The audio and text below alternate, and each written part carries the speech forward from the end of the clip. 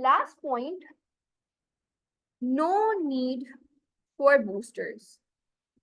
अब आपने सुना होगा कि कोविड की जो वैक्सीन थी वो दो हिस्सों में लग रही थी। एक आपकी पहली डोज थी और उसके 21 डेज बाद या शायद एक महीने बाद सेकेंड डोज लग रही थी, जिसको हम बूस्टर कहते हैं। खाली कोविड की वैक्सीन के लिए बूस्टर नहीं लगे थे, या खाली कोविड की वैक्सीन के दो पार्ट्स नहीं होते। बहुत सी वैक्सीन होती हैं जिनमें हमें बूस्टर की जरूरत होती है। बूस्टर का क्या मतलब है? हम कहते हैं हमारे पास एनर्जी थी, इसको हम डे टू डे लाइफ की एग्जाम्पल समझते हैं। मुझसे कोई मिला सुबह के टाइम पर, ठीक है, सुबह सवेरे मैं उठी, मेरी एनर्जी बहुत हाई है, मैं फ्रेश हूँ। मुझसे कोई सुबह के वक्त मिला, I am in a very good mood, I am in a good mood and I have good energy at that moment, so मैं अच्छे से उस इंसान से मिली। वही इंसान मुझसे फॉर एग्जाम्पल मिलता है, कोई इंसान मुझसे मिलता है फॉर एग्जाम्पल दोपहर के टाइम पे 3 बजे 4 बजे या 5 बजे, मैं थकी हारी अपनी यूनिवर्सिटी से काम से वापस आ रही हूँ, तो मेरी एनर्जी क्या होगी? लो। सुबह में मेरी एनर्जी क्या थी? हाई थी। शाम तक, दिन ढलने तक मेरी एनर्जी लो हो गई। ये पॉसिबिलिटी है कि रात को I might meet my friends और I might meet someone who boosts my energy. तो जो मेरी लो एनर्जी थी, फॉर एग्जाम्पल सुबह में मेरा ग्राफ ये था, मैं सुबह में I was like this, high थी, और करते करते करते जैसे दिन गुजरा मेरी एनर्जी लो हो गई और अचानक से I meet someone and my energy अचानक से राइजेस। ठीक है, तो हुआ क्या, यहाँ पर मुझे एक एनर्जी बूस्ट मिला। समझ आ रही है? ये एनालिसिस समझ आ रही है कि सुबह में एनर्जी हाई थी, फिर वक्त गुजरते से गुजरते वो एनर्जी लो हुई, और फिर आप किसी से मिले या कोई ऐसी चीज हो गई, कोई आपको खुशखबरी मिल गई, या कोई आपके कहते हैं आपने कोई अच्छा शो देख लिया मे बी, या एक अच्छी कॉमेडी फिल्म देख ली, जिसकी वजह से आपकी एनर्जी को एक अचानक से मूड को बूस्ट मिल गया, राइट? इसी तरह से वैक्सीन में भी होता है। वैक्सीन क्या करवा रही होती है? वैक्सीन एंटीबॉडीज प्रोड्यूस करवा रही होती है। एक ग्राफ से समझते हैं इस चीज को। ये मेरी कॉन्सेंट्रेशन ऑफ एंटीबॉडीज है, amount of antibodies in my blood stream, और ये टाइम है कि ओवर द टाइम मेरे पास एंटीबॉडीज का क्या हुआ। मैंने वैक्सीन लगवाई एट दिस पॉइंट, मैंने वैक्सीन की डोज नंबर 1 लगाई, ठीक है, वैक्सीन की मैंने डोज नंबर 1 लगाई, ठीक है, मेरी 0 से फॉर एग्जाम्पल 10 हो गई एंटीबॉडीज। अब हर पैथोजन के अगेंस्ट या हर बीमारी के अगेंस्ट हमें एक certain required amount of antibodies चाहिए। For example for this pathogen X, this is the required amount of antibodies I need.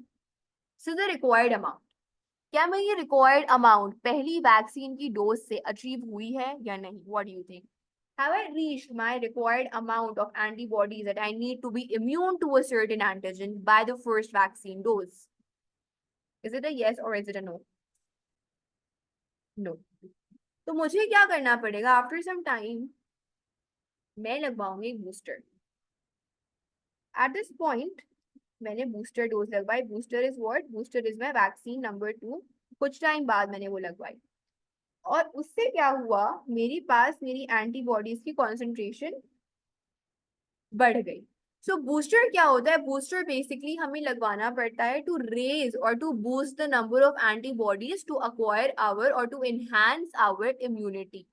ठीक है, सो एक good vaccine low levels of toxicity रखती है, दोनों तरह के हमारे अडेप्टिव इम्यून रिस्पॉन्स को ट्रिगर करे, ह्यूमोरल भी और सेल मेडिएटेड भी, थर्मोस्टेबल हो, आसान हो प्रोड्यूस करना, चीप हो, कम पैसे लगे, हर एज ग्रुप के बंदे पे काम करे, हर एथनिसिटी के बंदे पे काम करे, और उसको बूस्टर की डोज ना लगे। जी बिल्कुल, जो मैंने रेड लाइन बनाई है ना, कम से कम मेरी रिक्वायर्ड अमाउंट ये है कि मेरे पास इतनी antibodies for this particular pathogen हो। तो वो मेरी पहली डोज से तो मीट नहीं हुई, तो मुझे एक बूस्टर डोज लगवानी पड़ी। बूस्ट कैसे हुई? मैंने एक और वैक्सीन लगवा दी। जब मैंने पहली दफा एक पैथोजन इंट्रोड्यूस किया, तो मैंने पहली दफा जब एक पैथोजन इंट्रोड्यूस किया, या डेड है, लाइव है, जेनेटिकली इंजीनियर्ड है, माइक्रोबियल सब यूनिट, जो भी मैंने इंट्रोड्यूस किया इस वैक्सीन में, वो बॉडी में गया। इम्यून सिस्टम ने उसको देखा कि कोई फॉरेन पार्टिकल आया है इस वैक्सीन के थ्रू, उसने उसके अगेंस्ट 10 यूनिट प्रोड्यूस कर दिया एंटीबॉडीज के। 10 यूनिट तो काफी नहीं है मुझे उस पर्टिकुलर डिजीज से प्रोटेक्ट करने के लिए, तो मैंने एक और डोज लगवाई। मेरी बॉडी में पहले ही क्या है? एंटीबॉडीज एग्जिस्ट करती हैं, करेक्ट? एंटीबॉडीज कैसे एग्जिस्ट करती हैं? प्लाज्मा सेल होगा, प्लाज्मा सेल कभी अकेले तो बनता नहीं है, साथ में मेमोरी सेल भी बना लेते हैं, राइट? मेमोरी सेल क्या करता है? इम्यूनोलॉजिकल मेमोरी रिटेन करता है। मैंने वही वैक्सीन, वही पैथोजन फिर से इंट्रोड्यूस किया। प्लाज्मा सेल पहले भी थोड़े बहुत एग्जिस्ट कर रहे होंगे, एंटीबॉडीज भी थोड़ी बहुत एग्जिस्ट कर रही हैं, राइट।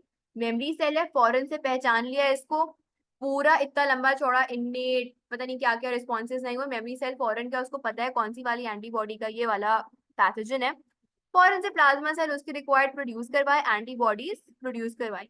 अभी हमने प्राइमरी और सेकेंडरी इम्यून रिस्पॉन्स नहीं पढ़ा, अभी बस ये टॉपिक खत्म करके हम वही पढ़ेंगे और वाइंड अप करेंगे आज की क्लास।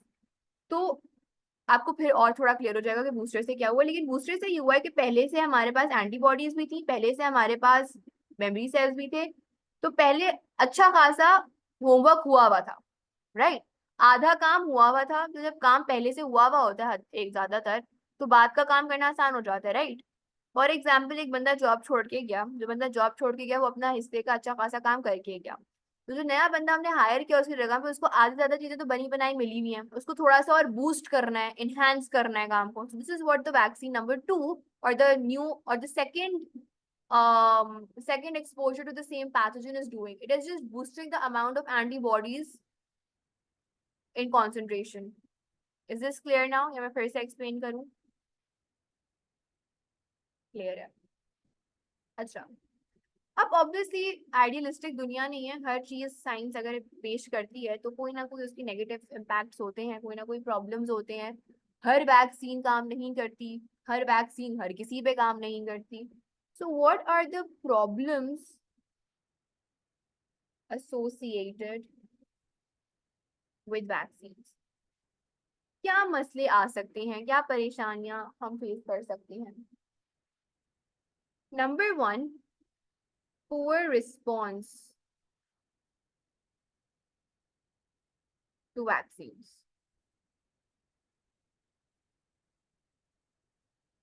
हमने वैक्सीन इंसर्ट की, इंजेक्ट की, लेकिन पुअर रिस्पॉन्स है, ठीक है, कोई रिस्पॉन्स जनरेट नहीं हो रहा। क्यों नहीं हो रहा रिस्पॉन्स जनरेट? वैक्सीन सही है, ठीक है, रिस्पॉन्स जनरेट होना चाहिए। इसलिए नहीं हो रहा कि या तो मैल नरिशमेंट है बॉडी में, यानी ग़िज़ाइयत सही तरह से मिल नहीं रही, या फिर इम्यूनो कॉम्प्रोमाइज्ड पेशेंट है। मैं दोनों सिचुएशंस या दोनों टर्मिनोलॉजीज को अभी एक्सप्लेन करती हूँ। हमारे पास मैल नरिशमेंट का मतलब यह है कि ग़िज़ाइयत पूरी नहीं है, बॉडी को जिन चीजों की, जिन न्यूट्रिएंट्स की जरूरत है वो रिक्वायरमेंट मीट नहीं हो रही। If you remember and I hope you remember, antibody is a glycoprotein, ठीक है। एंटीबॉडी ग्लाइकोप्रोटीन है, करेक्ट। हमारे पास जो हमारे सेल्स हैं, राइट, उनको क्या चाहिए होते हैं? उनको न्यूट्रिएंट्स चाहिए होते हैं टू फंक्शन, राइट। और न्यूट्रिएंट्स के लिए या मेटाबॉलिक एक्टिविटीज के लिए हमें क्या चाहिए होते हैं? हमें चाहिए होती हैं एंजाइम्स, चाहिए होती हैं एंजाइम्स क्या, प्रोटीन्स चाहिए होते हैं। हमें प्रोटीन्स हमारा बहुत सारी चीजों के लिए रिक्वायर्ड होता है, लाइफ प्रोसेसेस के लिए रिक्वायर्ड होता है, राइट। मेरी बॉडी को प्रोटीन मिल ही नहीं रहा, राइट।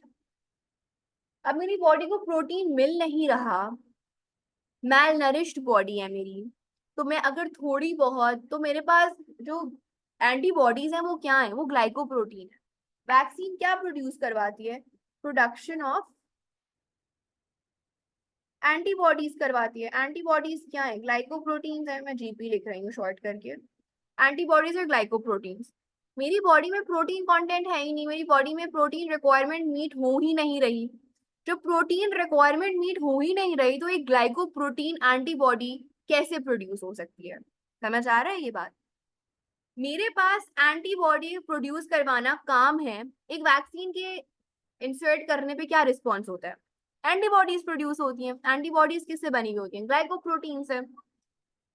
तो अगर मेरे पास एक मैल नरिश्ड कंडीशन है, एक बंदा है जिसको ना कार्ब्स मिल रहे हैं ना उसको प्रोटीन मिल रहे हैं, तो मेरे पास जब प्रोटीन बॉडी में है ही नहीं, तो वो ग्लाइकोप्रोटीन वाली एंटीबॉडी कैसे प्रोड्यूस करेगा? तो जब मेरे पास ग्लाइकोप्रोटीन है ही नहीं तो एंटीबॉडी बन नहीं सकती, एंटीबॉडी बन नहीं सकती तो प्रोडक्शन हो ही नहीं रही।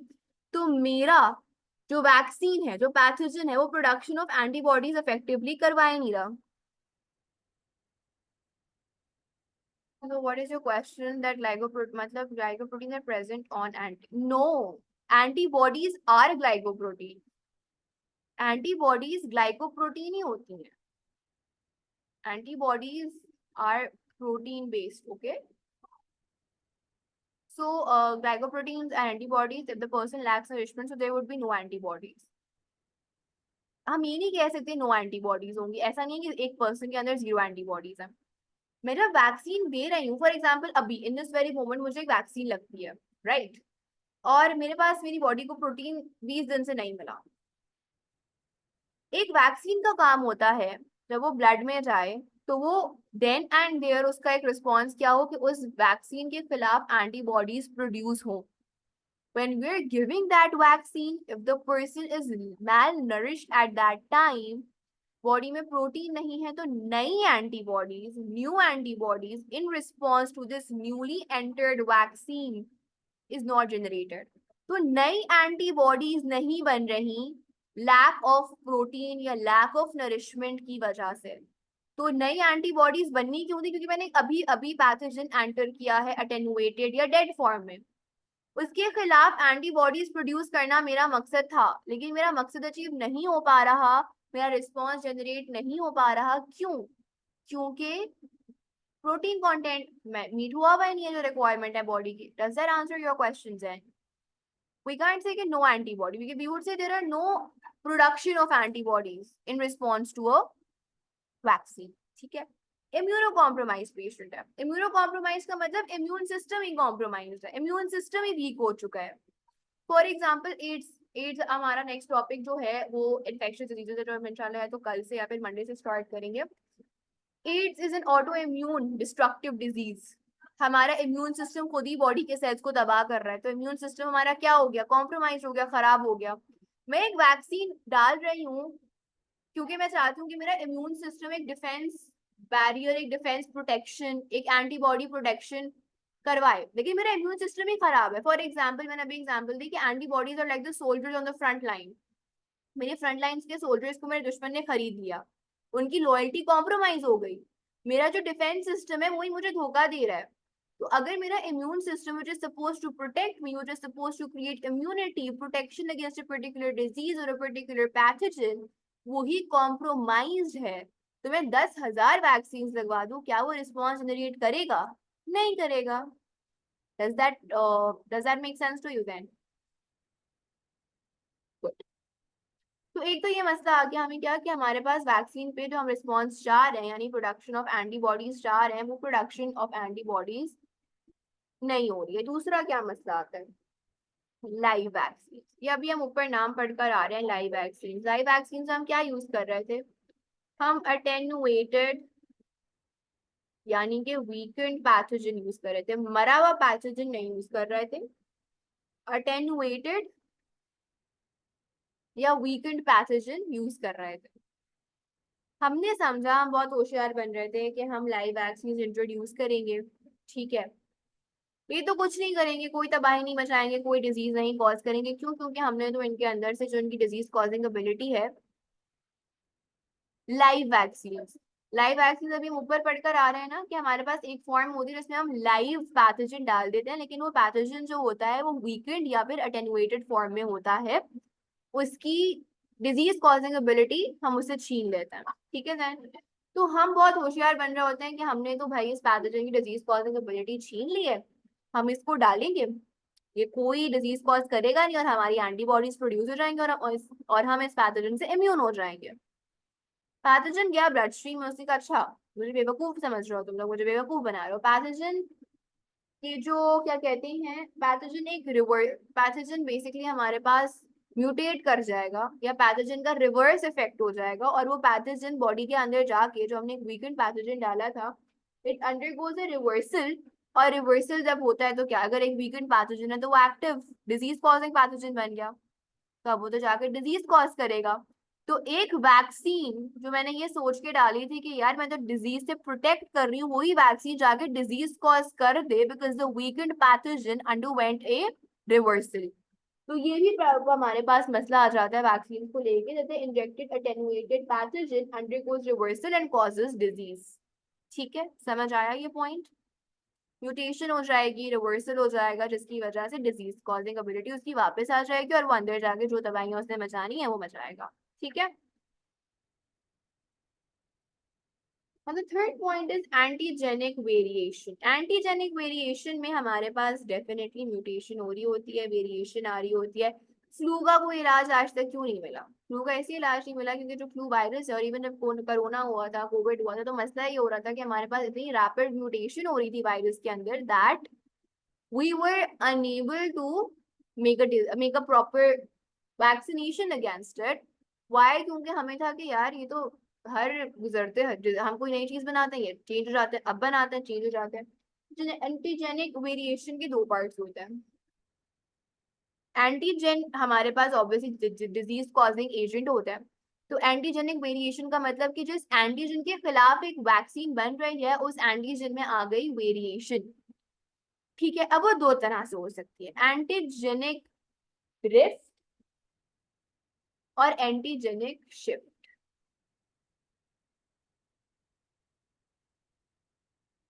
एंटीजेनिक ड्रिफ्ट का मतलब है कि हमारे पास शिफ्ट का मतलब एंटीजेनिक, सॉरी ड्रिफ्ट पर आ रही हूँ मैं। एंटीजेनिक ड्रिफ्ट का मतलब है, ड्रिफ्ट और शिफ्ट से आप समझ लो।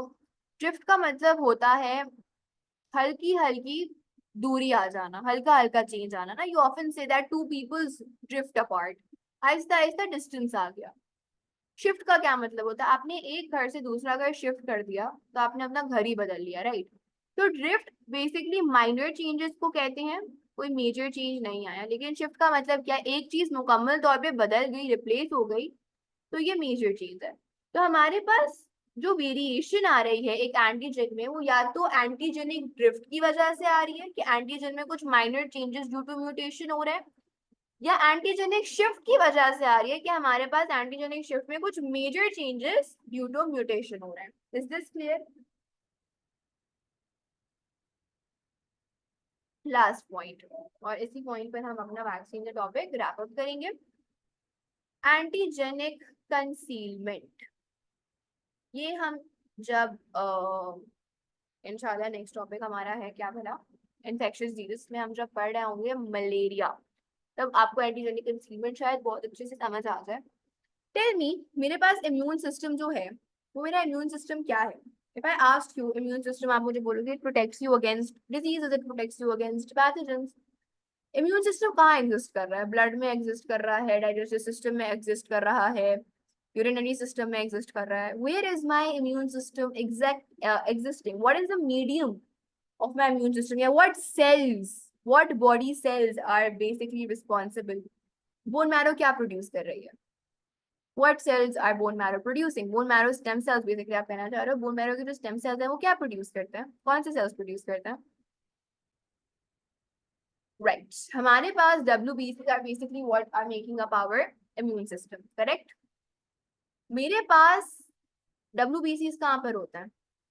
ब्लड में होता है या हवा में होता है? ब्लड में होता है, राइट? मेरे पास ब्लड में अगर एंटीजन है, राइट, मेरे ब्लड स्ट्रीम, मेरे पूरे बॉडी में ब्लड फैला हुआ है, राइट? बॉडी के किसी भी पार्ट में ब्लड है और उस ब्लड स्ट्रीम में, उस ब्लड सिस्टम में अगर एंटीजन है, तो मेरा इम्यून सिस्टम ट्रिगर हो जाएगा। लेकिन मेरा एंटीजन बहुत चालाक निकला, उसने कहा मुझे तो पता है कि यार, मुझे तो पता है कि जो ये सिपाही है ना बॉडी के, वो तो ब्लड में फिर रहे होते हैं। जैसे फॉर एग्जाम्पल बॉर्डर की मैं एग्जाम्पल दूंगी फिर से। बॉर्डर के फ्रंट लाइन पे सोल्जर्स हैं, लेकिन कोई ना कोई ऐसी जगह होगी, कोई वीकेंड होगा जहाँ पे दुश्मन को पता चलता है कि यार ये वाला जो कोना है ना, वो इस टाइम पर यहाँ पे कोई ड्यूटी नहीं दे रहा होता, या यहाँ पर कोई प्रोटेक्शन नहीं है, ये इनका वीक पॉइंट है। तो उसी तरह से एंटीजन को भी समझ आ गया है, समझ आ सकता है कि यार जो ब्लड है ना, यहाँ पर ही सारे सिपाही फिर रहे हैं, WBCs, ये एंटीबॉडीज एंटीबॉडीज। अगर मैं ब्लड में जाऊं ही ना, मैं ब्लड से छिपकर किसी सेल में घुस जाऊं, तो मैं तो ब्लड में जाऊंगा ही नहीं, ब्लड में जाऊंगा ही नहीं तो मैं तो कंसील हो जाऊंगा WBC और एंटीबॉडी से, तो ना एंटीबॉडीज प्रोड्यूस हो पाएंगी नहीं, और जो ऑलरेडी एग्जिस्टिंग एंटीबॉडीज है वो मेरा कुछ बिगाड़ नहीं सकती। इसको कहते हैं एंटीजेनिक कंसीलमेंट, कि हमारे पास जो एंटीजन है वो ब्लड सेल्स या ब्लड स्ट्रीम के अलावा किसी और बॉडी सेल में, फॉर एग्जाम्पल लिवर सेल या एनी अदर सेल में जाकर कंसील हो जाए, छुप जाए। तो अगर एंटीजन छुपा हुआ है, मैंने वैक्सीन डाली, वैक्सीन के अंदर क्या है? या तो डेड एंटीजन होगा, या लाइव एंटीजन होगा, या उसका कोई सब यूनिट होगा माइक्रोबियल। वो एंटीजन जाकर कंसील हो जाए। मैंने वैक्सीन डाली, उसमें मेरा एक अटेनुएटेड पैथोजन था, वो पैथोजन जाके छुप गया। अब वो छुप गया तो मेरे ब्लड सेल्स को तो पता ही नहीं चला कि भाई कोई चोर डाकू कोई दुश्मन दुश्मन एंटर हुआ है। वो वो अपनी अपनी क्या कहते हैं मस्ती में बैठा हुआ है, WBC कोई काम ही नहीं कर रहा है, क्योंकि उनको नजर ही नहीं आ रहा कि कोई एंटीजन बॉडी में इंट्रोड्यूस हुआ है। तो एक प्रॉब्लम ये भी हो सकती है कि हम वैक्सीन के थ्रू कोई एंटीजन इंट्रोड्यूस करवा रहे हैं टू प्रोड्यूस एंटीबॉडीज, लेकिन वो एंटीजन ब्लड स्ट्रीम से छुप छुपा के किसी सेल में कंसील हुआ बैठा है, तो क्या मेरे एंटीबॉडीज प्रोड्यूस होंगी, क्या मेरा इम्यून रिस्पॉन्स जनरेट होगा? नो। ठीक है। तो ये चार प्रॉब्लम्स हैं जो आपको आपके लेवल पे पता होनी चाहिए कि poor response to vaccine due to malnourishment और immuno compromise state, live vaccine का रिवर्सल हो जाए, वो डिजीज कॉजिंग एबिलिटी नहीं रखती थी, ये समझ के हमने उनको डाला लेकिन बॉडी में जाके रिवर्सल हो गया और उन्होंने डिजीज कॉज कर दी। एंटीजेनिक वेरिएशन हो जाए, यानी एंटीजेनिक ड्रिफ्ट आ जाए या शिफ्ट आ जाए म्यूटेशन की वजह से, कि एंटीजन जो मैंने डाला वो मेरे WBC से मेरे एंटीबॉडी से छुप जाए और एंटीजेनिक कंसीलमेंट हो जाए। Is this clear? Does that answer your question?